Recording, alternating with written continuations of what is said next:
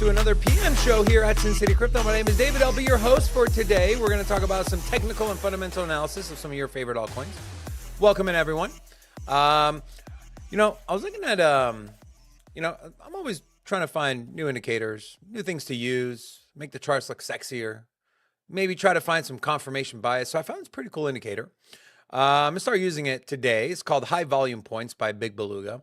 If you guys have ever used this, let me know. But this is pretty cool because it shows you, like, from a visual standpoint, the size of the volume nodes, essentially. So instead of having something like the VRVP on the side, which is also good, this one kind of isolates it. But the cool thing about this one, too, is it draws trend lines. So it draws support and resistance lines with these high volume nodes. And also, when you get a liquidity grab, it shows you that as well. And so what we're seeing with BTC now, this is on the 1 hour, and I'm pretty sure this is a harmonic pattern, and I'm still learning harmonics. So I couldn't tell you which one it is, but this is going to be essentially a triple top. We saw what happened last time Bitcoin got up to 84.1. And if you guys remember, this is a level that we talked about last time. So, few things. One, we got a wick up here almost. We'll count this as a wick up there. It got rejected and Bitcoin spilled off.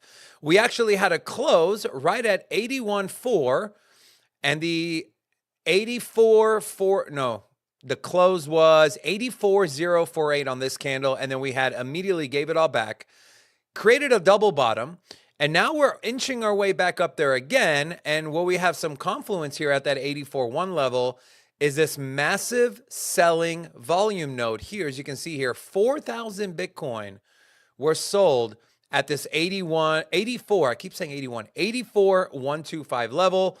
But if you go to the lower time frames, Bitcoin is grinding up. It's grinding up on this actually really clean trend line here.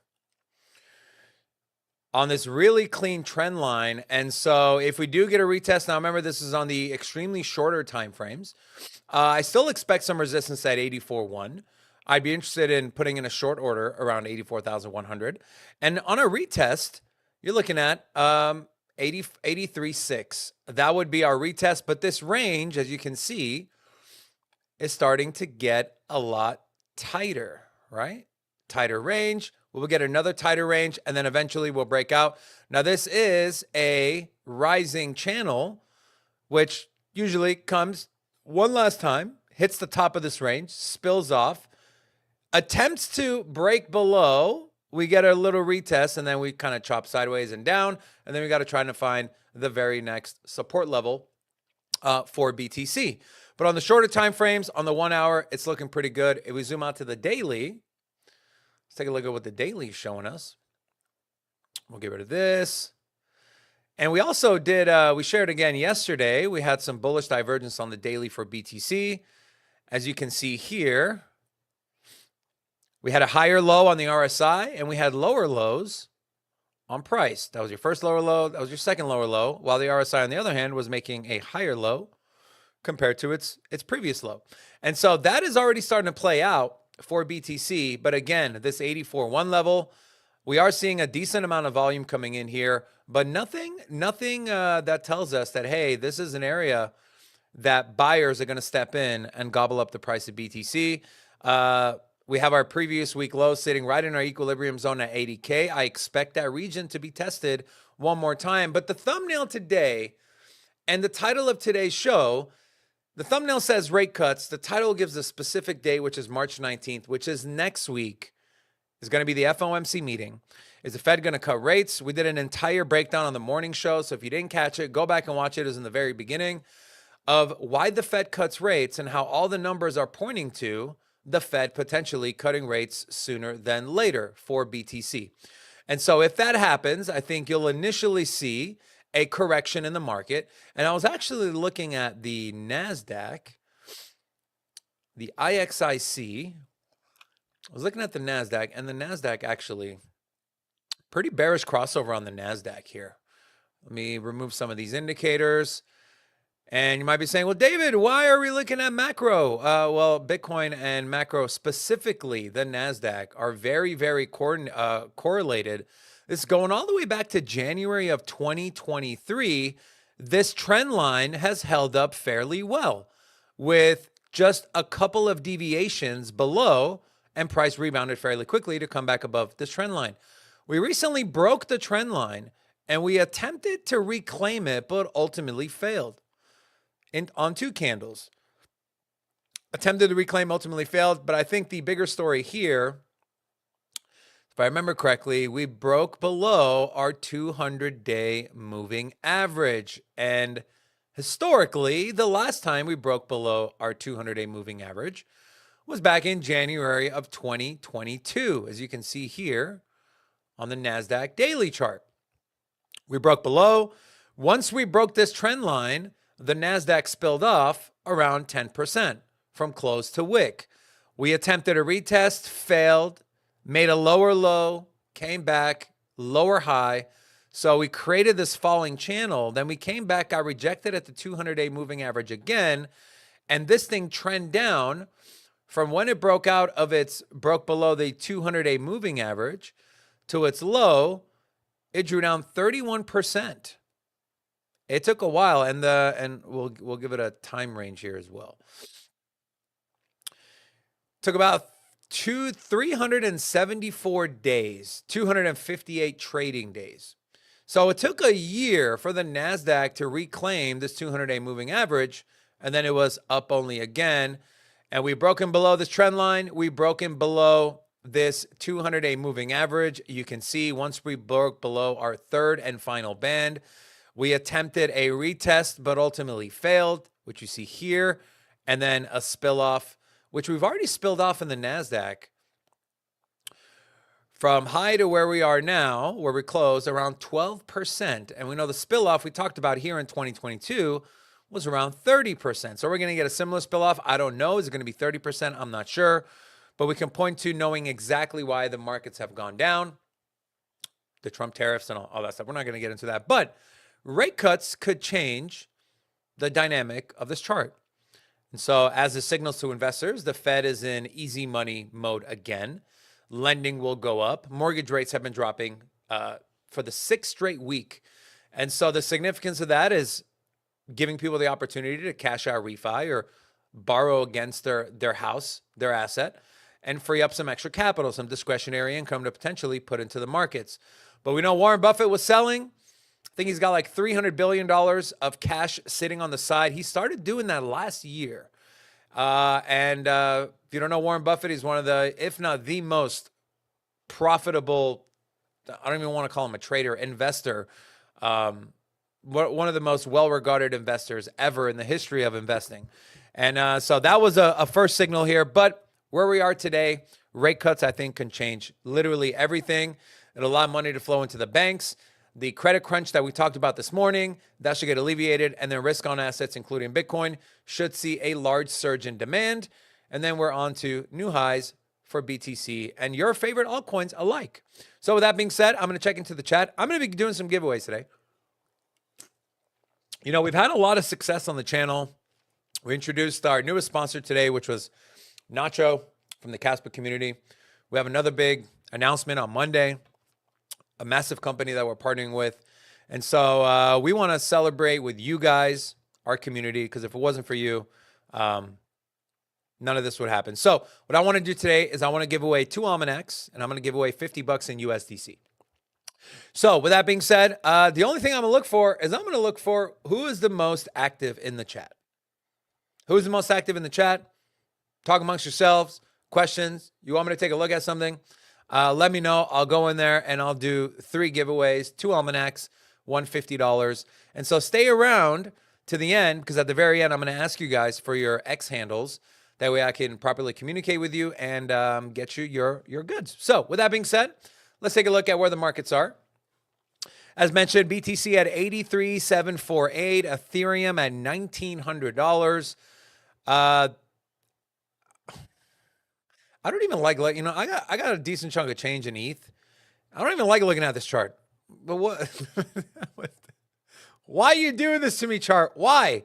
All right, let's look at ETH. This is on the daily. So you kind of have this range. You had, and this is a little worrisome too when you take a look at, I'll get rid of this. when you take a look at here, we had this massive liquidity grab. You can see here, again, this is on the daily. We had a massive liquidity grab in this candle, which should have been a reversal candle. You see here, we had something similar, liquidity grab and a hammer at the end of a downtrend, and price started to rally. Downtrend, liquidity grab, and price continued to spill, and then kind of chop sideways. But the more important thing here is we had over 4.8 million ETH get bought at this level. So this became a high volume node, and we lost that support. And so from a technical standpoint, ETH looks pretty shitty.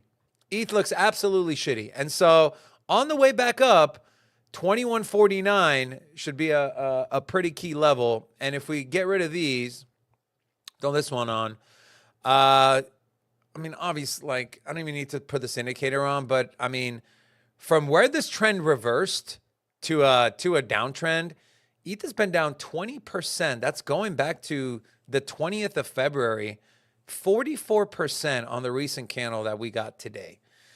And so this, I struggle with this because I don't think ETH is going to die.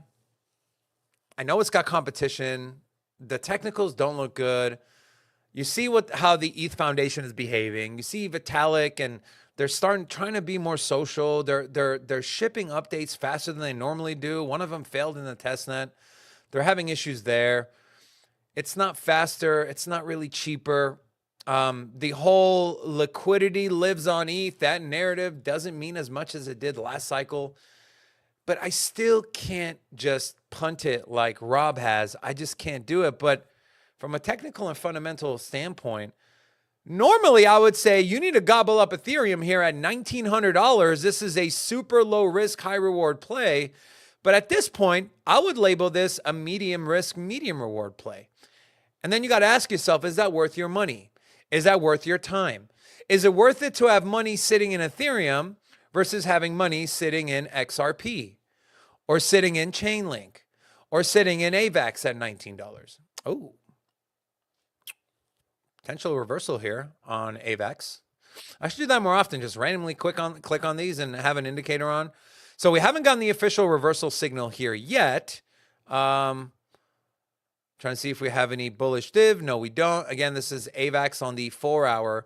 So you look at the rest of the projects, the rest of the crypto industry, like, would you rather have your money in ETH or in Hedera? What is that?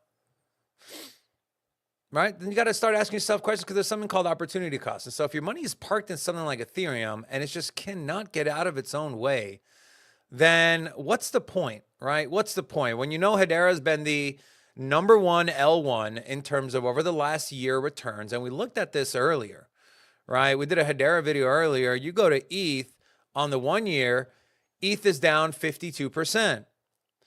You go to Solana on the 1 year, it's down 16%.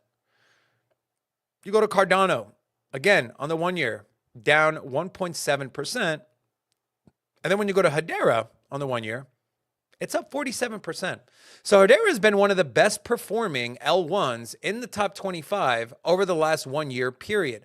And again, I showed this on the morning stream, but I didn't get to, on the morning, the afternoon upload, I don't get to really talk through it as much as I can on a live show.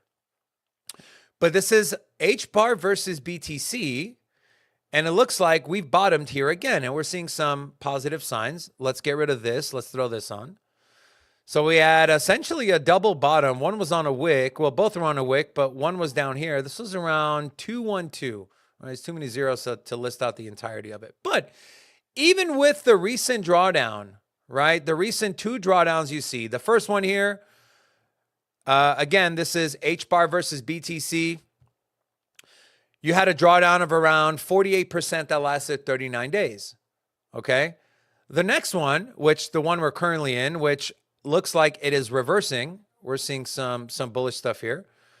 This one was 10 days, and it was a 24% drawdown. But if you go back to when Hedera broke out against BTC to where we are now, you are still up 250% in Hedera versus Bitcoin. This fits into my narrative of utility coins are going to run. They're absolutely going to take over the markets. When you talk about Hedera, when you talk about Chainlink, when you talk about Cardano, when you talk about Algorand, hopefully when you talk about Ethereum, and I do expect a reversal here from HBAR as you're seeing a few things. You're seeing this thing bottom at a range, and the range I'm talking about is here, where we saw Hedera accumulate against BTC.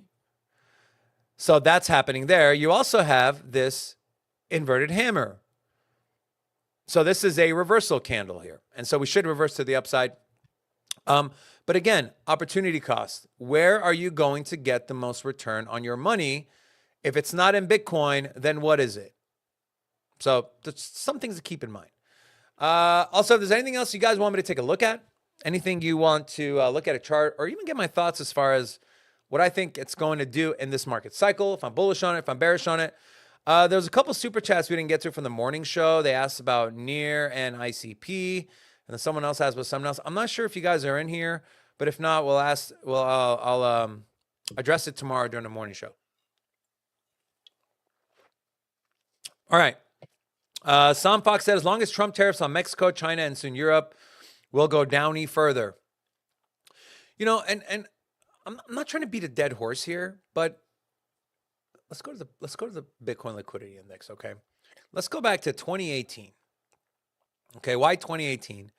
2018 was Trump's first term, okay? 2016 to 2020. 2018 was, in January of 2018, was when we saw the first tariff rumblings, so to say, okay? And let's block out that time. So let's go from the beginning of January. And then the big crash came. The big crash, there was a big Christmas Eve crash that happened, which I believe was right here. So let's do this. Okay, and let's kind of zoom in here, all right? So 2018 in January, that is when you saw the Trump tariffs version 1, right, 1.0, and the markets didn't like that. Now, to be fair, 2018, the start of 2018, was when the bear market really started for BTC, right? It made its all-time high, 19,700. This was back in December of 2017. We had the classic drawdown of around 30%. We had a mini rally, almost a double top. We made 2 higher highs, and this was your massive bull trap. And then we went into the bear market of 2018 going into 2019. But you saw some sharp drop downs, and you know what? Probably a better example would be to pull up the NASDAQ and show you guys same time frame from January to December. So for pretty much the entirety of 2018. All right, here we go.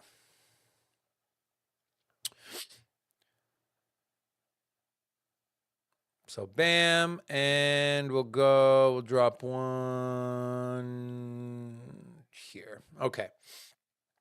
So this was your January spill-off.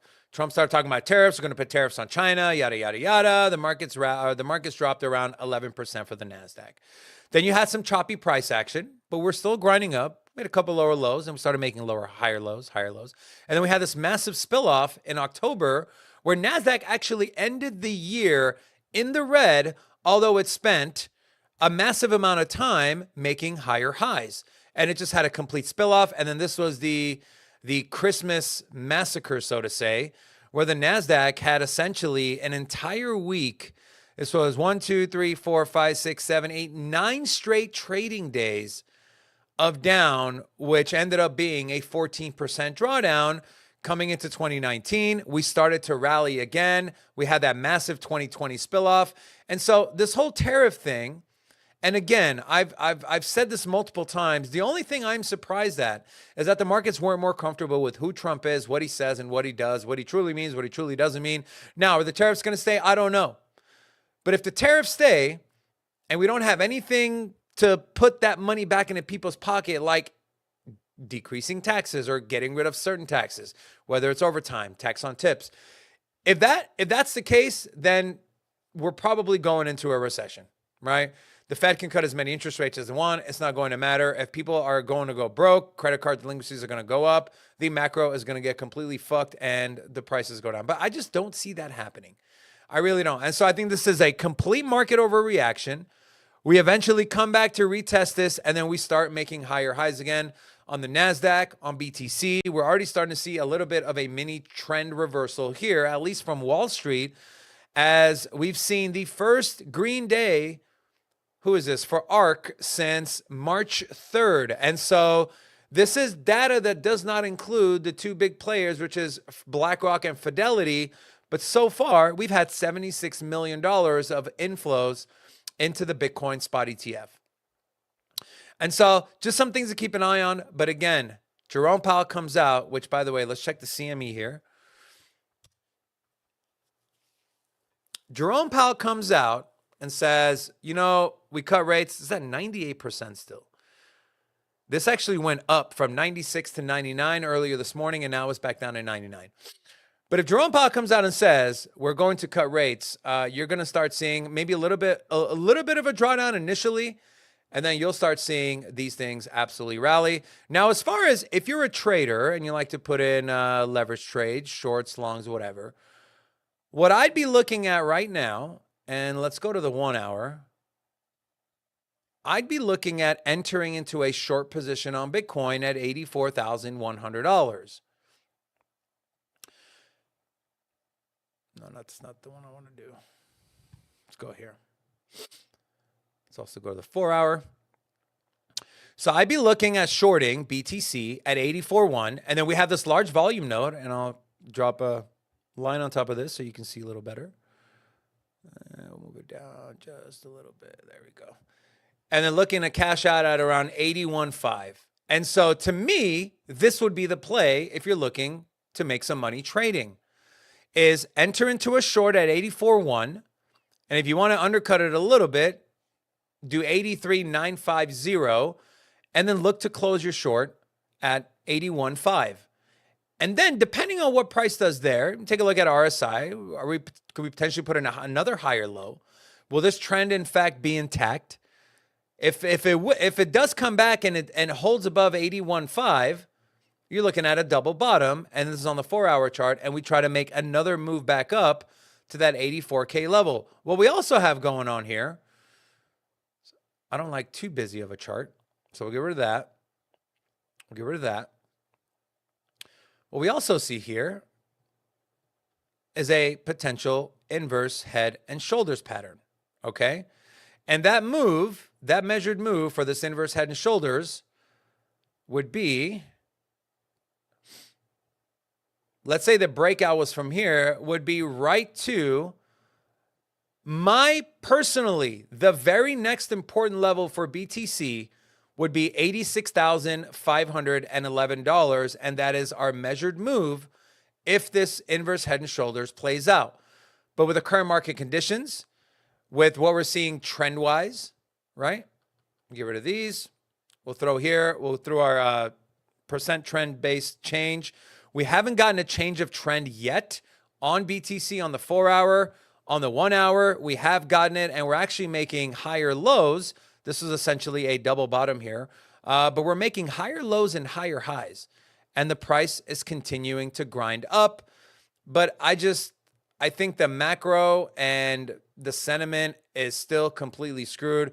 What you also have going on here on the hourly for BTC as well. And Jason Casper actually posted this on his X page here, but you essentially have this rising wedge or this rising channel. And so these do typically break to the upside. We had another similar, which was back here. You had a very similar rising wedge, rising channel pattern for BTC. And it broke to the downside, right? We caught support at this 86.5 level. We came back, and then we chopped sideways and consolidated between 86 and 86.5. This was a pretty tight range to consolidate in. And this happened over a course of, let's give it a time, over a course of about a day and a half. Oh, these are hour candles. That was going to be a lot more. Over a course of a day and a half. And then we had a spill off. And so we're seeing something very similar now, although that range is a lot bigger than we saw back in, what did I say this was? Back in March, earlier March, so March 5th. So we're seeing something very similar happen. And then if we do get that break to the downside, first thing you want to look at is where did a lot of buyers step in? And the very first level you're seeing here is $78,100, where we had a liquidity grab. $76,500. If we zoom into the 4 hour, we had one volume node here at 81,516. And so if we do get this breakout from below, so you have some conflicting things going on the lower time frames, right? You have the inverse head and shoulders, but you also have the rising channel. And so we could very well see a breakout. Both things can be true at once. We could see a breakout. We can completely take over this 84.1 level and make our way up to the top end of this range, which would provide us some confluence with our 86.1 level that we've identified as a key resistance level, not just from a volume standpoint, but from this fixed range here where we had this consolidation and eventually Bitcoin broke down. And then this pattern might get completed. We might get a bounce off of this 83 level and then come back down, try to keep on 81.5, and then if not, we're probably headed down to the high 70s, 78,000 or so. I'm leaning towards that playing out. We get one more push, and again, a move up to 86. Let me pull up the Bitcoin CME, and this would fill our CME gap. You can see here.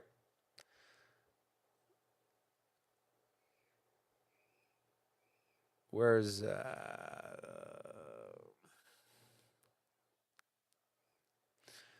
this right here is our CME gap. And so that would get filled for BTC, and that would align with that, again, $86,500 level. And so that is still my base case for BTC. We get a relief rally. We trap the longs. We come back down. One final spill off. And then the Fed starts cutting rates. The tariff situation calms down. People start overreacting. People look at the markets and figure out what's undervalued. They start bidding. Liquidity starts to come in, and we're in a trend reversal.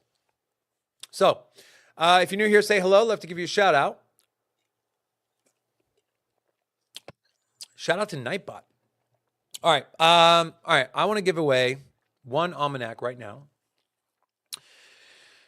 And I'm just looking through who is being fairly active in here. So Poman, very active. You already have 5 almanacs. So Poman, I love you, but I'm not going to give you one, my friend. I'm going to let's give one almanac to LFG Mike. So Mike, put in your X handle. What is your X handle exactly? And I will reach out to you and I will send you a free almanac. So LFG Mike, congratulations, my friend. I'll be sending you an almanac. And so I'll be giving away one more almanac, and at the end, we'll give away $50 to one person. Gigi said, been looking for a few months. Love your stuff. Giga, Gigi. Giga, thank you so much, man. I appreciate it. Appreciate all of you. What are your thoughts on NEAR and ICP now? Oh, Wispy, that was you with the super chat earlier. Okay. So let's start with ICP first, okay? I love what ICP is doing. I feel like ICP is like that inventor. Like, if you remember in the 2000s, okay, we had earlier than that, maybe like the late 90s, the internet was starting to create buzz. People were talking about it. You had pets.com was, I think, a good example. Way ahead of its time. The market wasn't ready for it, and it dwindled away and died. And I'm not saying ICP is going to dwindle away and die, okay? And then here comes Amazon. It was like perfect timing, perfect everything, and it absolutely blew up. I feel like what's happening with ICP is what they were doing 3 years ago that the market didn't really value at the time, but is valuing now.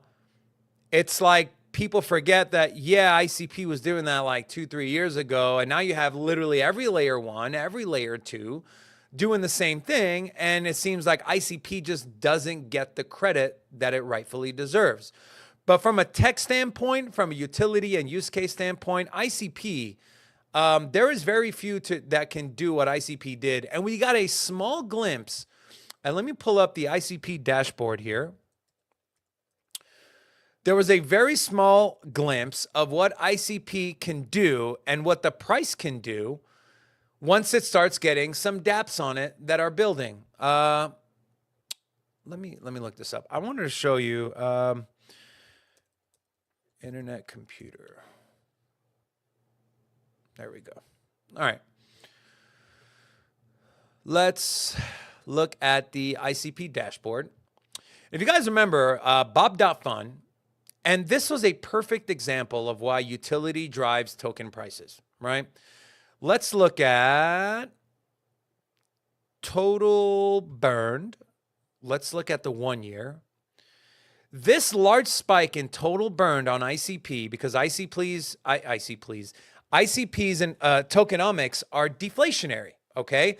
As long as there's people using the network, as long as dApps are using the network and putting transactions on the blockchain.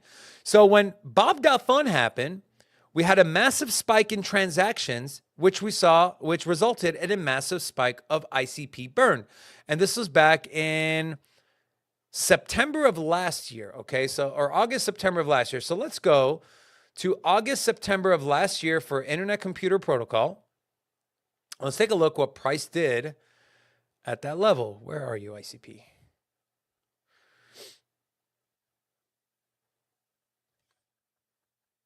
You know, it's funny. I have everything like put out there, and then I always have to just go back and do this because I don't want to waste your guys' time. So let's go here. Let's go to the daily for ICP. Let's open this up. Let's hide some of these things. We'll keep the volume on there. And let's go back to August/September of last year, which is, this was July. This was November. And so ICP had a local bottom of around $6.45. And then it ran up to $10. Okay, and so let's go back here. So this was back in July of last year, right? Total burned ICP was going up. And we can also take a look at the total, or the ICP transactions. So over the last one. By the way, this is dashboard.internetcomputer.org if anyone's curious and wants to kind of follow along. Actually, let's do this. See if we can get more data here.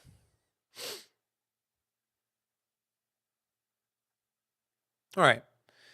So you saw this initial large spike in transactions back in December of 2023, and it's been slowly grinding up. We did have another spike, I believe. This was back in August, September. We had that nice spike up into as far as transactions for ICP.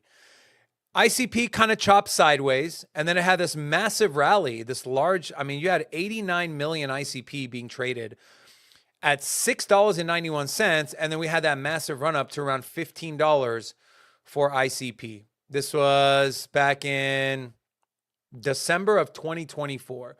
But its cycle high so far was March of 2024 for ICP. And so to me, from a utility and a fundamental standpoint, ICP is extremely undervalued. You just need dApps, you need users, you need people transacting on the blockchain. It makes it deflationary, and it creates these large upward movements in price for the ICP token. But nothing to me for ICP has changed. I'm still bullish. Now, Near, on the other hand, I've been a pretty big Near bull for quite a while, and I'm still a Near bull. But normally, for me, I would have bought more Near here, but I have not. And actually, looking at this daily, we reclaimed this level. Let's go down the 4-hour here on Near. So we have this massive, this is a huge one, 116 million Near here at around, what is this level? $2.71. But similar to what we saw with ETH, it just gave it all back. So what does that say to you, right?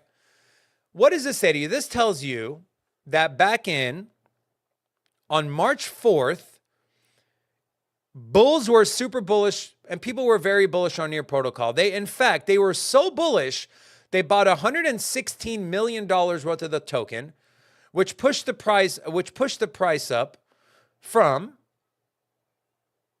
$2.60 up to $3.24, 25%.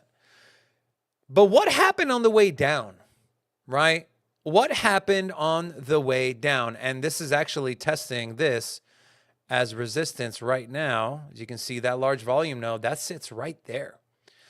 On the way down, we completely skipped this $71 million volume, or this $71 million volume node, right?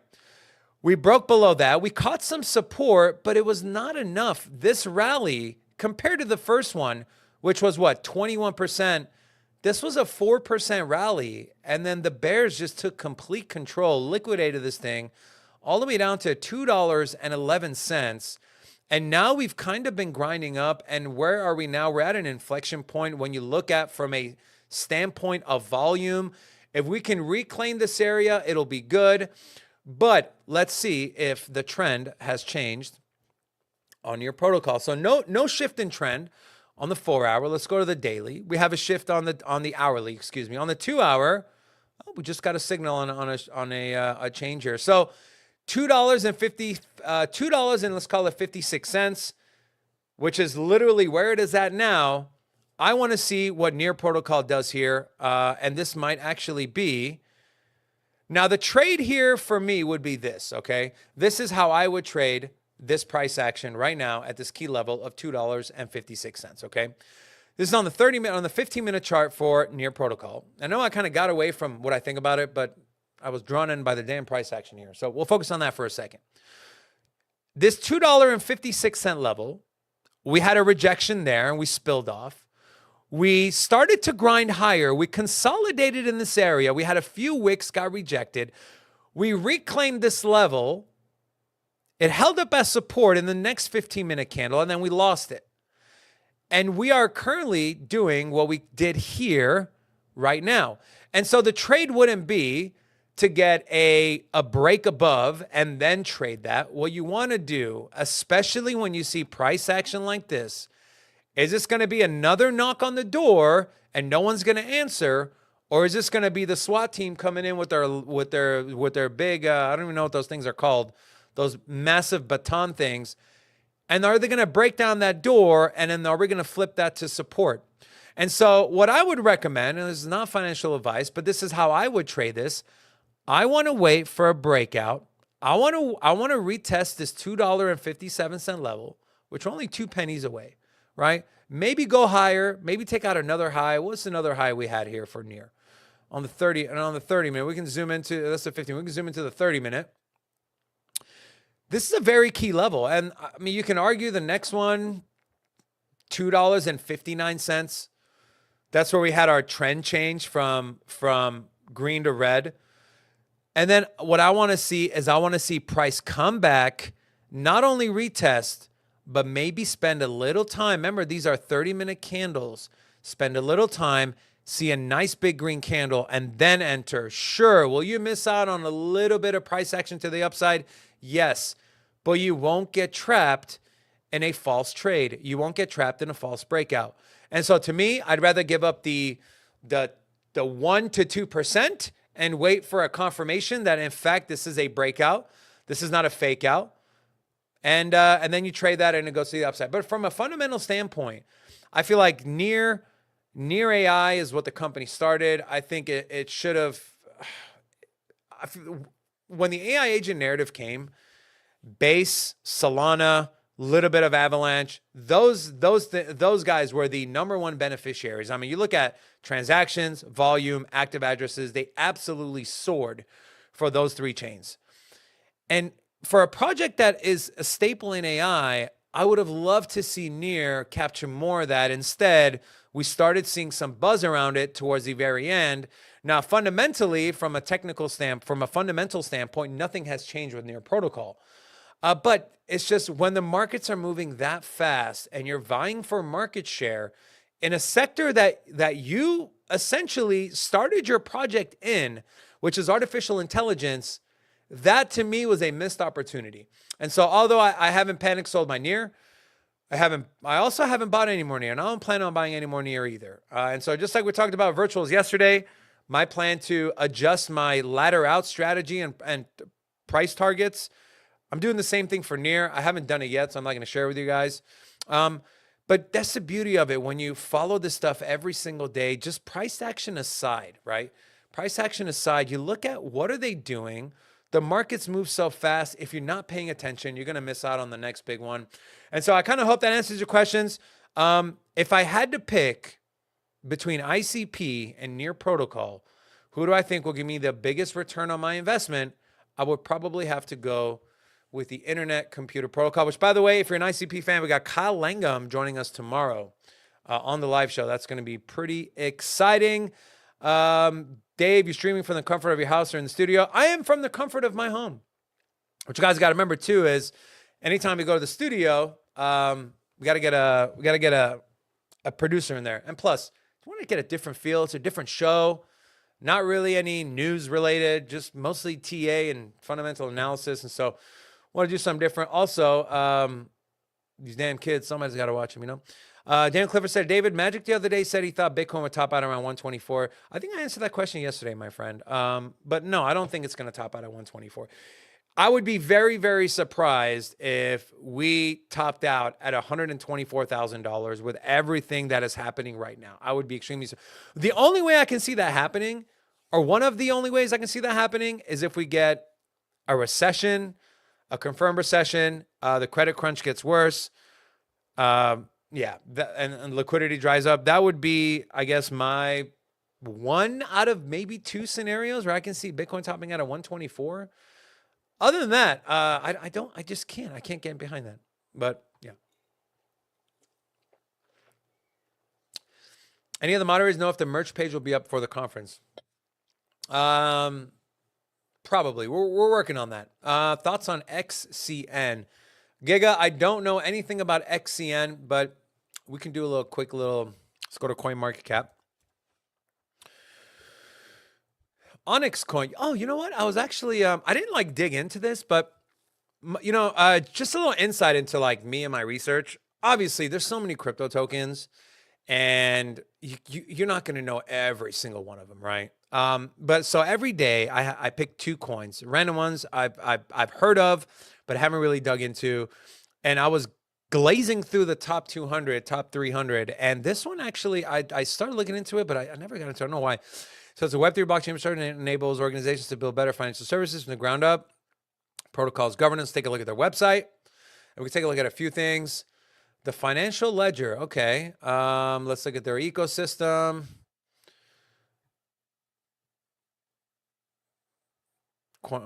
It's got liquidity. It's on Coinbase. Cross-border payments designed. So what's the spiel on this one? What makes Onyx unique? Designed to be shared, multi-asset, cryptographic ledger. It supports coexistence and interoperability of multiple independent networks. Okay. Yeah, I mean, I don't know much about it. I mean, I can look at a chart. Let's look at a chart. Let's see what the chart says. XCN.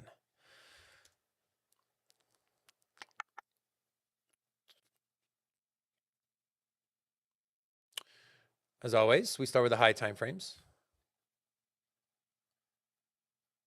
Jesus Christ. Okay, so 10 cents. So it's down like 99%. When did this thing start trading? June of 2022. Okay, so the month, we need a little more data. I mean, this thing was...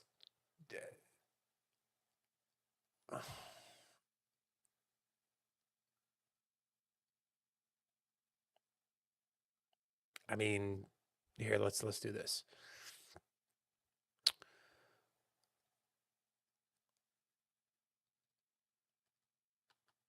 All right, no, that's not what I want to do. I want to do this. Let's take this range. So there wasn't a lot of volume here, right? It was pretty low volume. It had a couple spikes up. This is on the weekly, by the way. And so let's get rid of that. I mean, it had a really big rally, right? And I don't know if you want to enlighten me on why this thing rallied like it did. But from that rally, that's actually let's see where the fib lands here. Well, 786. There you go. Right? We're catching some support at our 786 level and a potential trend reversal here for XCN. But what I want to do is I want to identify our value area for XCN. Again, this is on the weekly. And I mean, I guess you can say anything below here, right? So where price is currently, and then let's zoom into the daily. It's actually fairly positive. So you had price come down again. This is that 786 level, which is around 1.1 cents. And also on the daily, as we zoom in, you can see price consolidated here, right? We saw price consolidate before I had that next leg up in its rally, and price is consolidating here now. And obviously, you know, I'll draw the line here, but you guys, you know, if you look at any charts ever, you know, this is a pretty nice falling channel, right? Wedge channel, whatever you want to call it.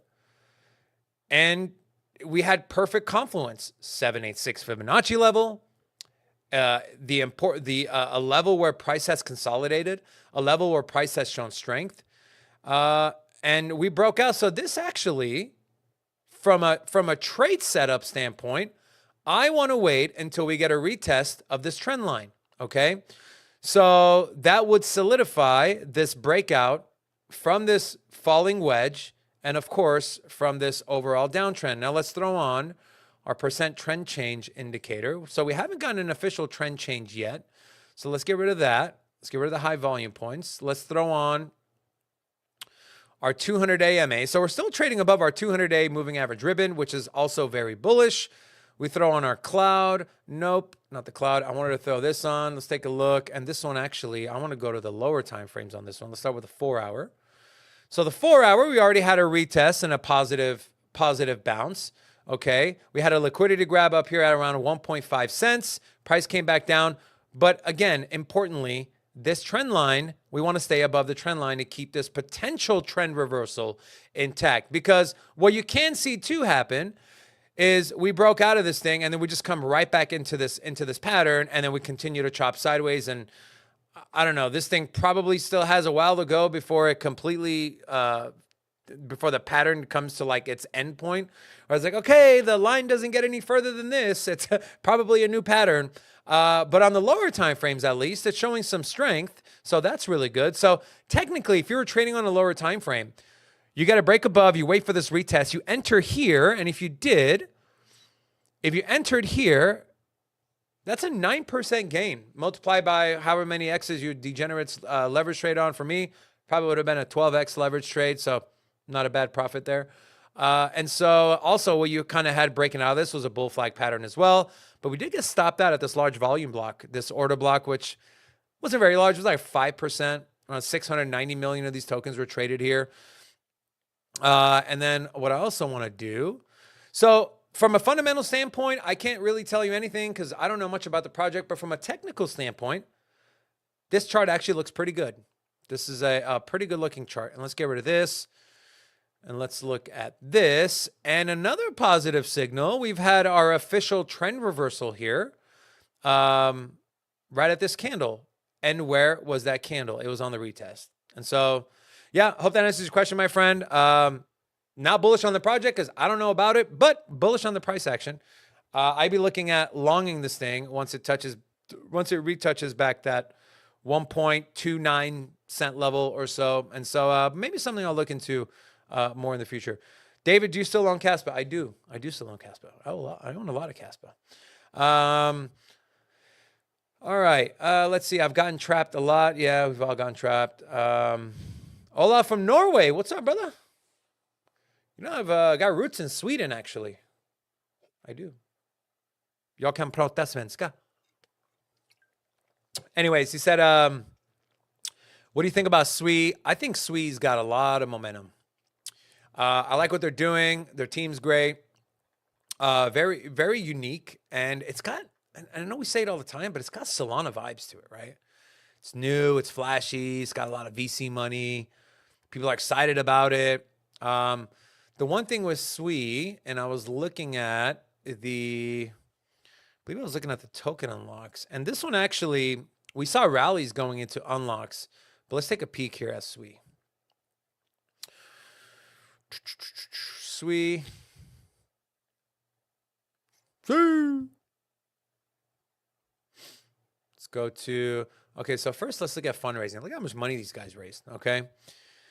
They raised, there we go. I was like, there's no way they only raised like 60 million. Okay, there we go.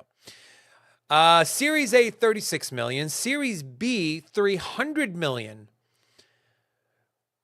FTX, Coinbase, Circle, YZI, Jump Crypto, Franklin Templeton as well. So had a lot of money behind it. Had a few more small raises, a $22 million IEO times 2, and then the launch pool. And then you look at their vesting.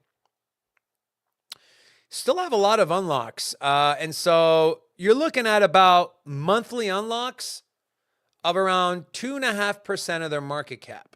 Okay. And so this one is actually going to be a pretty big one. This is coming on March 31st, where you have the 2 highest allocations going to the Series A and Series B contributors, the investors. As you can see here, where is Series A? Series A, Series B. Now, the good news is this is going to end in April of this year. Is that correct? No, that's April of next year. April of next year, Series B is done. And then this year, right? April 30th to March 31st. Yeah. So this unlock for the Series A investors is going to be the last one. But if we go back to the SWE chart and get rid of this indicator, we'll go to the daily. Now we know the 31st is when, we also had a bullish div on SWE. I think it was on the 4-hour as well. A lot of bullish divergences across the board for cryptocurrency. But again, I don't like to take any boxes or ranges off the chart. And this is a value area identified for SWE. And you can see it had a very nice rebound and bounce here. This is on the daily. But you look at from the 31st, and we can even just go back to, we'll skip February because February didn't have 31 days. It had a rally into the unlock and it dumped. That was back in January. Back in December, it had a rally into the unlock and then it dumped. Let's go take a look at November. November 31st. Let me drop a line here. The end of November, we had a rally into, and then we actually continued to rally. So there was a few, and I remember this back in like October, November of 2024, maybe even September. I made some money trading the trend. It would rally into, had a couple of green days, and then the price would sink. So the one biggest thing people point to when it comes to SWE is the fact that they have a lot of token unlocks. And I always tell people, during bear markets, those unlocks are extremely amplified. But during bull markets, no one really pays attention. No one gives a shit because price keeps going up. And we actually have, this is kind of a symmetrical triangle here. We had a couple of deviations, right? Couple deviations. This trend line held off as support, and then we came right back in. And so this one is rising, so it should break to the downside. This is on the 1 hour. We zoom into the 4 hour, it becomes a little more clear, this rising wedge pattern. And so, but again, the thing with crypto is it moves so fast, and news really moves the markets in a lot more volatile ways than maybe in other markets. But one tweet, one announcement, one press conference can completely change the outlook on SWE. But I'm bullish on SWE. I have SWE. I bought some SWE. I bought some early, actually. I think I bought some, I got $1.60. Yeah, $1.60, $1.80. I bought some more like $3, so my cost basis is closer to $2 than that lower dollar range. But yeah. All right. I gave away one almanac. I'm going to give away another almanac right now. So, LFG Mike, I don't know if you put in your LFG. Oh, there we go. Irish Mike. Okay, I got you there. Beautiful. Let me jot this down for you, my friend. So I got one. I'm giving away another almanac, and I'm going to do that right now. I'm going to give away $50 to one person. So